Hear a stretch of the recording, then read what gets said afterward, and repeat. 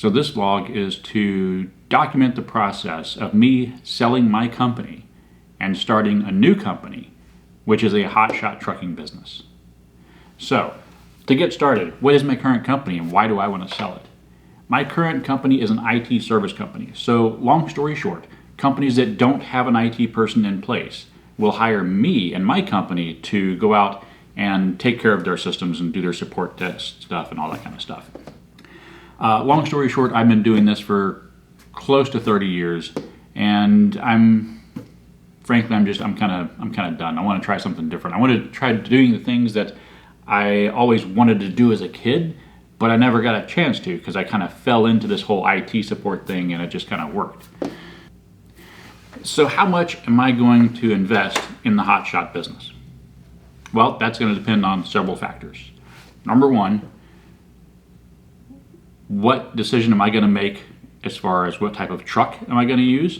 Am I going to use a brand new Dodge 3500 or an F450 Super Duty?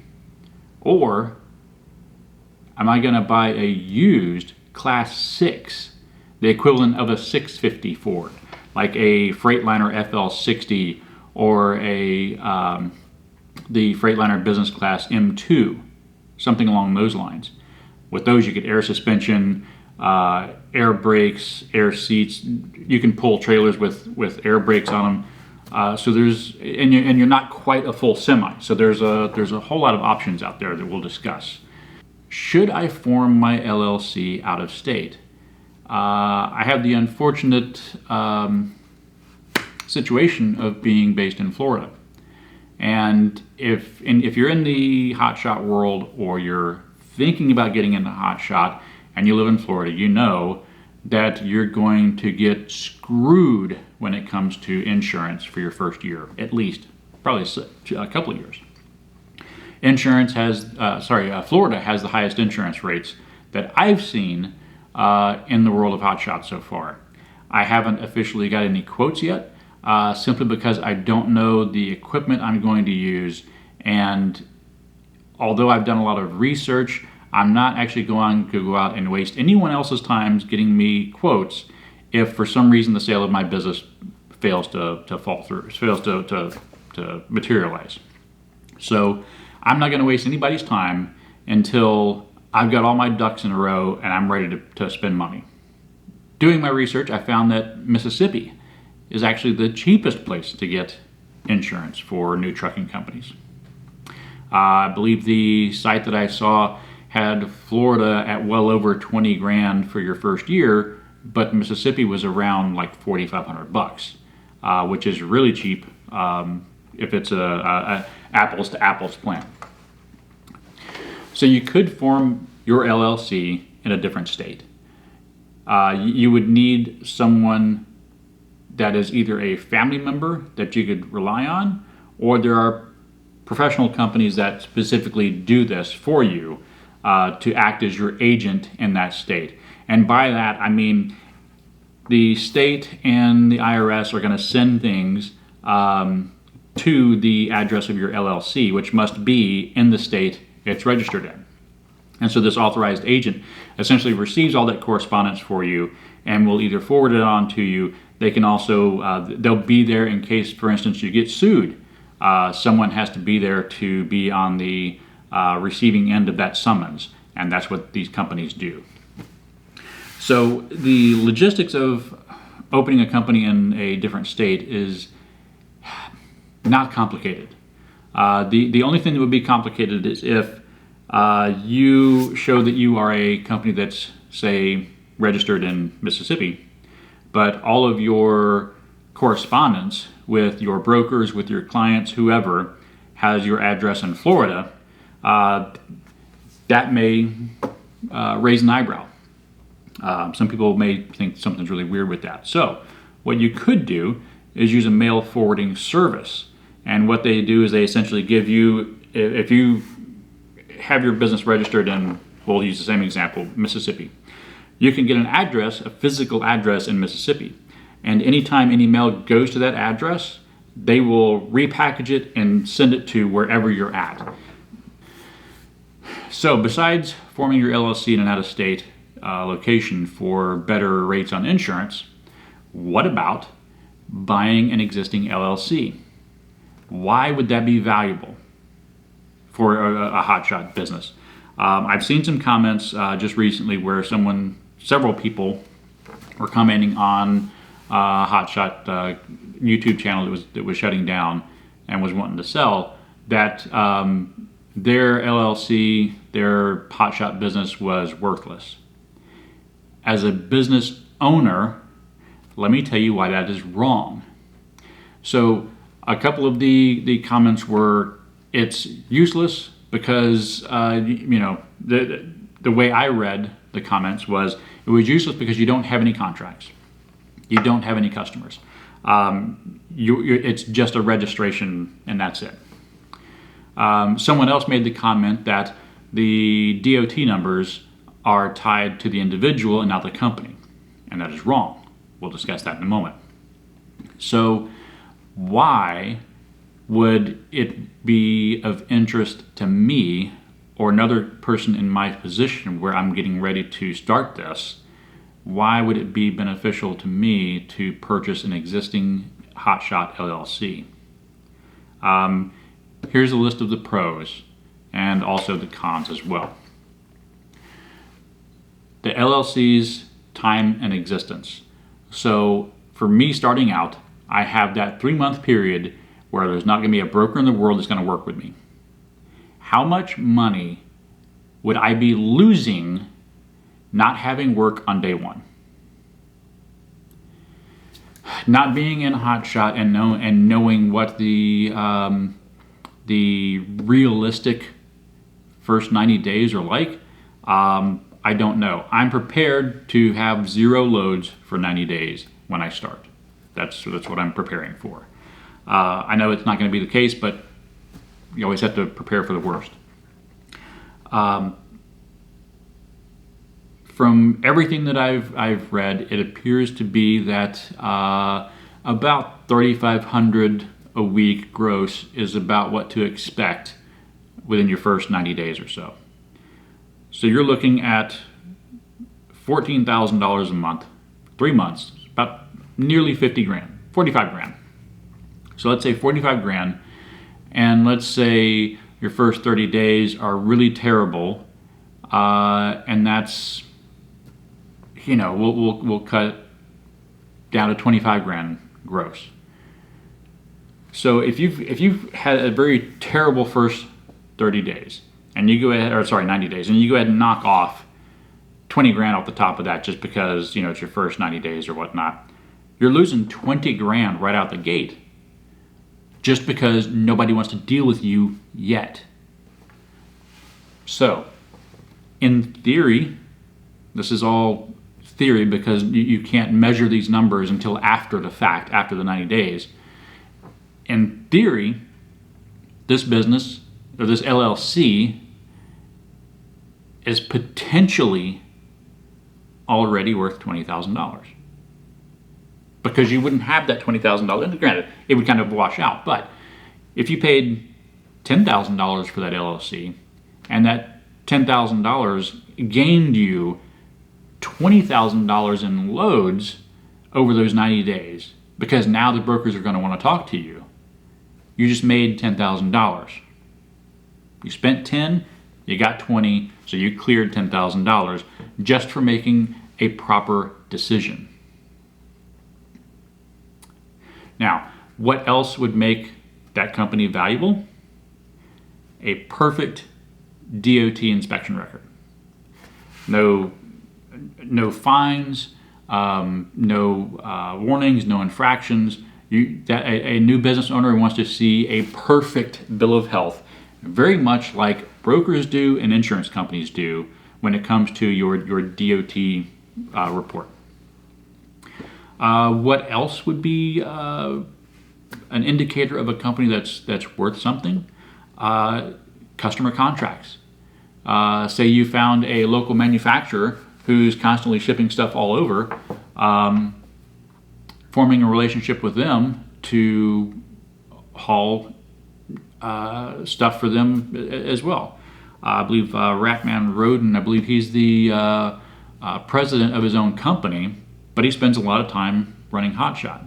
So there's an indication right there that there is a business need to run Hotshot for one company, deliver their goods to their customers.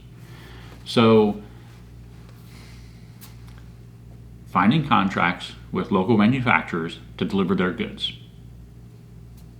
If you've got contracts in place that can either just be listed as you're the exclusive carrier for X number of months with no dollar amount assigned to it, that's extremely valuable. Now,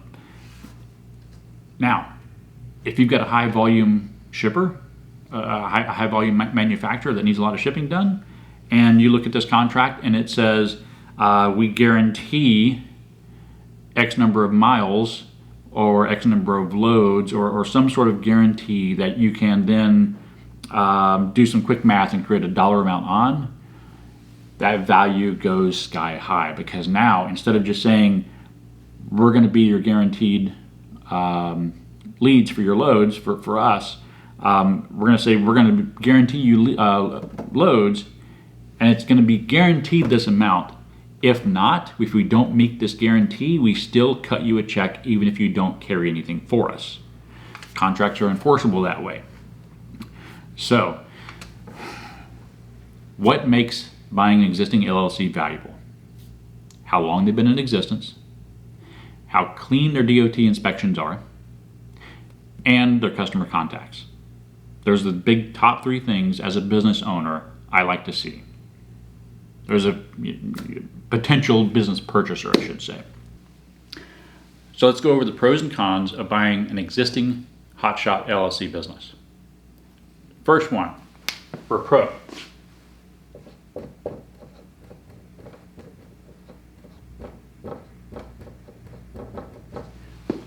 It's already established. If that business is older than 3 months, it's already worth money. How much is going to be up to you and the seller, and we'll go over that in a minute about how you can figure out how much that is. Pros and cons. So they're established. So they're just have time behind them. Your insurance companies, your brokers, all of those companies are going to see that and say, "Oh, okay, they're doing well." Next up, and this could be a pro or a con, so we're going to put it on both sides.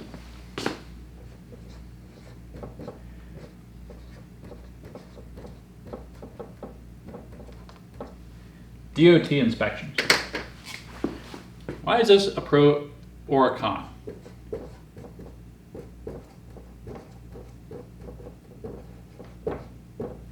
Well, with your DOT inspections, that creates a report card history of how your company you're thinking about buying has operated their trucks. A perfectly clean DOT inspection with 0 infractions, that would be a huge pro. Because your insurance company and your brokers are both going to refer back to this. Why would it be a con? Because if you've got somebody that you're buying this LLC from who kind of didn't care, and they were constantly having lights out, or trailer brakes not working, or who knows why, but if they've got several infractions on their DOT record, that could actually hurt you. So this would take off the total amount that you were thinking of buying that company for. So what else about buying an existing business?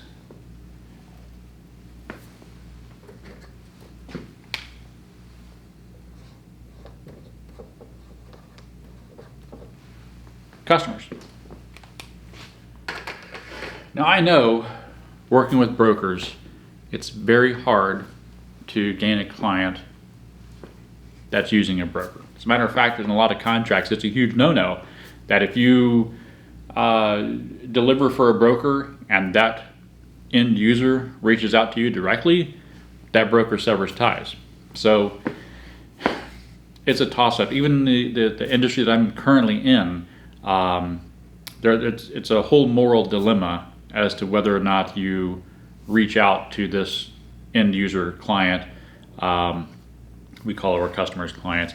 Reach out to this client directly when there's an issue and offer a resolution without going through that company that referred you to them. So if they've got a customer base that they ship directly for instance, if they found a local manufacturer that wants them to deliver their goods, that'd be a huge benefit, because while it's not guaranteed income, unless there is a guaranteed contract that says, hey, we will guarantee you X number of miles, X number of pounds, footage on deck, whatever, per month, it's just good knowing that connection is made. What would be the next pro? The next pro would be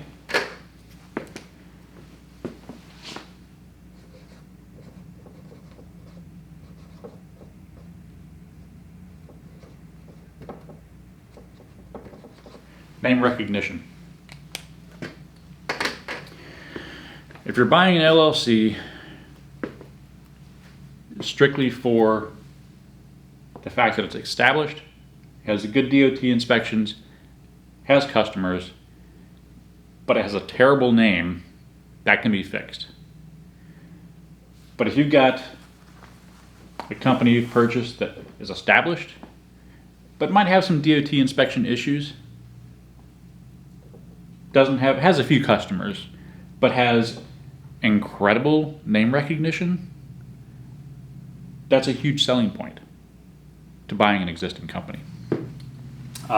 So we'll talk about this when I get around to coming up with a name for my company. I don't want to just call it Brian's Trucking. Why wouldn't I call it Brian's Trucking? Because if I went to go sell it, it's Brian's Trucking, but Frank buys it. It means nothing to him. Any of the clients that I've built are calling expecting to speak to Brian. They speak to Frank. Who the hell's Frank? I don't suggest naming your company after yourself. If you ever have the possibility in the future of intending to sell it. Any other pros to buying an existing business? Can you think of anything? Anything that might help you out as a business owner, especially if they've been around for a while.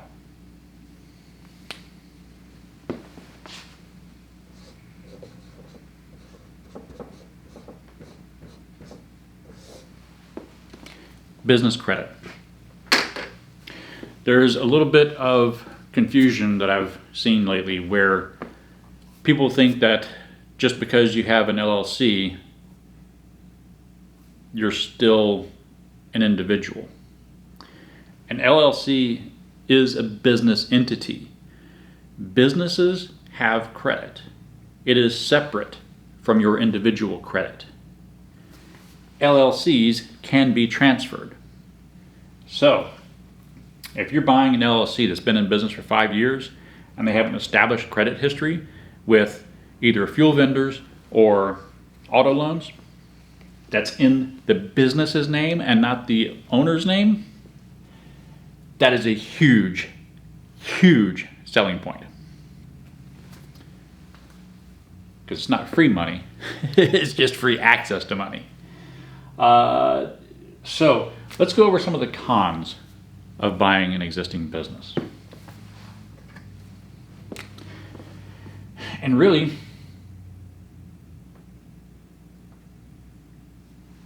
with the exception of established, a lot of these can be transposed. And by that I mean a lack of customers could be a con. Name recognition could be a con. I know a lot of truckers like to make fun about prime trucking and all that. From the trucker's viewpoint, yes, Prime is the butt of jokes. But from a manufacturing and logistics standpoint, it's actually a very good name. And credit. A business can have terrible credit.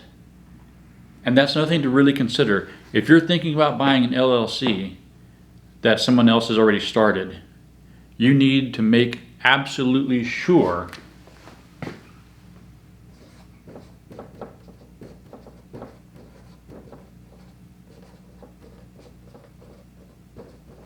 there are no outstanding balances with any of their creditors.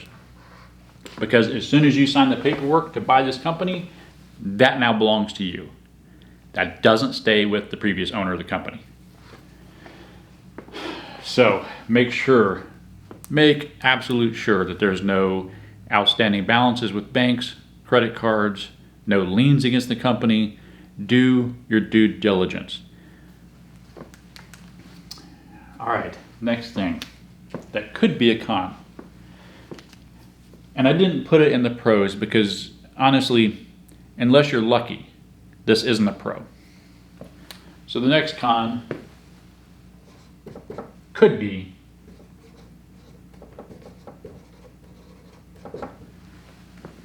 equipment. Why is equipment a con? Because everybody has their own opinion on what the best truck is. Mine is going to be a medium duty truck.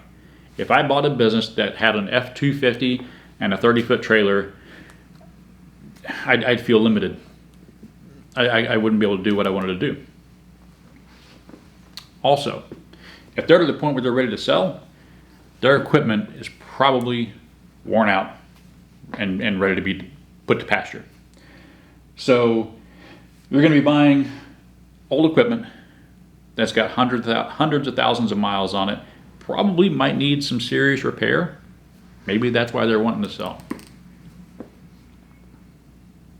Any other cons? If you come across any pros or cons that I didn't list here, feel free to leave them below. I mean, I'm just kind of going off of what I can think of here, and it's kind of hard to brainstorm when you're the only one here.